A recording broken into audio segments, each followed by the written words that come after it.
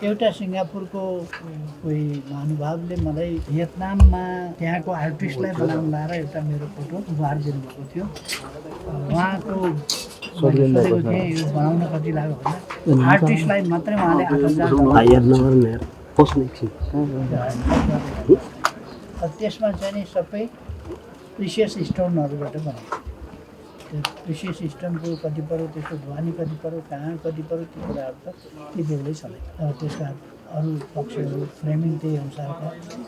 त्यसले गर्दा एकजना रुसी आर्टिस्टले मेरो एउटा चित्र बनाउनु भयो। त्यो चित्र त्यसको मूल्य कति भन्ने यसरी यो धेरै करोडको यसको दुई प्रकारको भ्यालु हुन्छ। जो दुर्लभ छ, अप्राप्य छ, त्यसको भ्यालु के हो? सिङ्गल पिस छ दुनियाँमा, त्यसको भ्यालु के हो? कतिपय अब मूल्यवान सामानहरू भनौँ अथवा कुनै बिर्सनै नसक्ने त्यो अविस्मरणीय केही सामानहरू पनि थिए होला। त्यसलाई चाहिँ कसरी सम्झिनुहुन्छ? पहिला के थिए? म धेरै सम्झेर झन्झट गर्न चाहन्न। त्यतापट्टि मेरो ध्यान छ। अब त्यो सम्झेर के गर्ने? सम्झिनु त अलिअलि सम्झिन्छु म, के थियो के छ।